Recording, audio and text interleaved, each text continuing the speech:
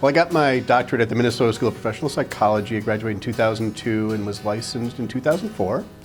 And most of my training experiences, my internship, my postdoc were in community mental health and primarily working with children and adolescents, many of whom had severe mental illnesses or mental health issues. And my practice has always kind of been a mixture of therapy and assessment. I returned to Minnesota in 2004 and began working at a community mental health site here and continue to do much of the same thing. So I have a real passion for testing and for helping children and teens.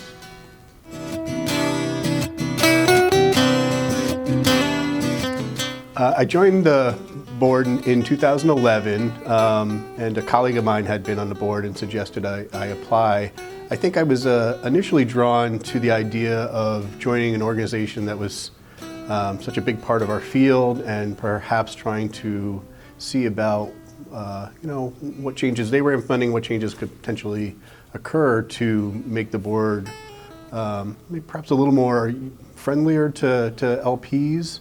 What I didn't realize before joining the board that much of that process was already started, and so I was glad to kind of join along with many of the changes we've made that I think have really improved both the quality of work that we do with regards to our mission in protecting the public, but also how we serve our multiple stakeholders.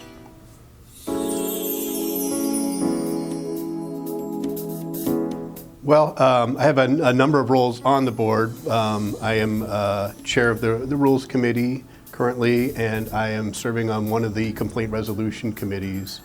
And I see those roles as being very instrumental in trying to improve our rules, obviously in that role, so that public protection is better guaranteed and the licensure process is better. And then within the disciplinary committee, making sure that we're making sound decisions about psychologists who have had violations. I also think the efforts we've made to do educational programming is really important, and so I've embraced opportunities to do that even when it hasn't been formally organized by the board. So for example, actually I'm going out to a local community mental health site here in the spring at some point, and I'm going to be talking to their interns who will be eventually applying for licensure in Minnesota, or likely will be, about the board and the licensing process. And I see that as also steps we can take to better inform the LPs, and if they do better work, that in turn protects the public better.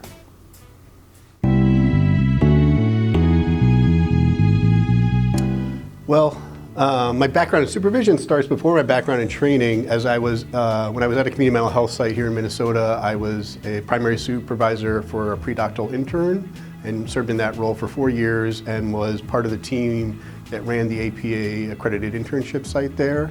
And so I was fortunate to be at an organization that really valued training and valued supervision and took steps to make sure new supervisors were getting adequate support and their own supervision in order to provide competent services.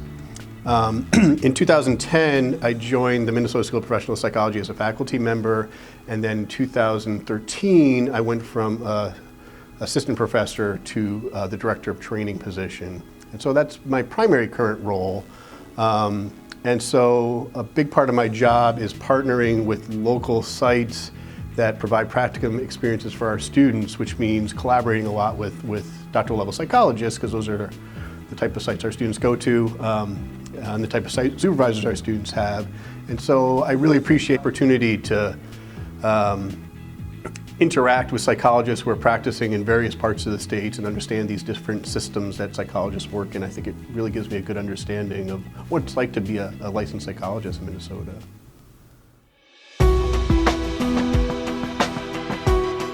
So when I am teaching students in classes or in seminars, one of the analogies I'll often use with them is something akin to, what would it take to learn to ride a bicycle?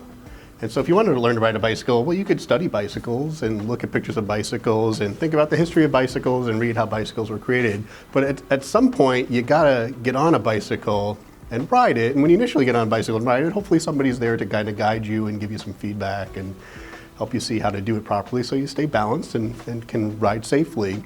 And so I kind of see supervisors as being that really important role, right? We can have all sorts of classes and education for students to learn about the field, but at some point you got to just get in there and do it, and you need somebody there who's going to be a model and a guide and a support system to help you understand how do I do this well to best serve the needs of these clients.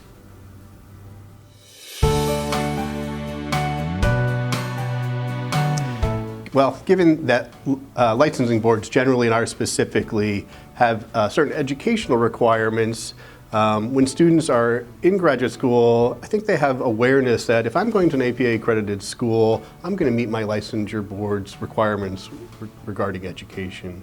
And so they don't necessarily have to put a tremendous amount of thought into expectations as related to the board, because the board doesn't necessarily oversee practicum experiences, for example, while you're in graduate school. So really for the first time when you're a postdoc, you have to, with regards to licensure, really be thinking even more carefully about what do I have to have in place to have a successful year that's going to allow me to get licensed. And so much like good work with clients starts with an initial informed consent that identifies roles, establishes a contract, lays out some of the parameters of that relationship, I think a key aspect of getting a postdoc off and running well is having a good contract that has a good informed consent with that supervisor. And so I think the onus is on both the supervisor and the supervisee to think about that contract, and with regards to responsibilities, how often are we going to meet? What are your actual expectations with regards to this job? How many hours a week, perhaps even things like that? How are we going to handle issues that arise, be it clinical issues or ethical issues? And so the clearer that can be, I think, the better for the supervisee, because they're going to have an understanding that they're getting what they need over the course of that year, so that when they're done, they can get licensed right away and not have to be concerned about, did I meet the board's requirements?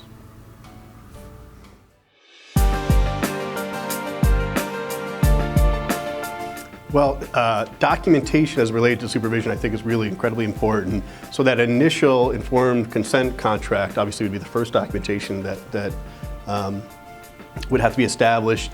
But then moving forward, much like our work with clients, the rules require that supervisors are documenting their supervisory hours. And so supervisors should be attending to clients that are being discussed, issues that are being discussed, as well as the supervisees' growth in other areas that are important, for example, interpersonal behaviors. And so there should be really, at the end of that postdoc year, a series of notes that kind of, if an outsider would look at it, would be able to get a good sense of what type of person, what type of people this person has been working with, and what kind of goals and issues have been addressed in supervision. And that becomes particularly important, of course, when there's troubles. If a supervisee is not doing well, or if it even rises to the level where there now is concern from us as a board about what's happened here, because that documentation is going to help us understand what exactly occurred during that relationship. And so I think psychologists in general have a really good understanding that documentation is key with their work with clients. And I think this is one of those areas that psychologists need to continue to be thoughtful about when it comes to supervisees, that documentation is very important.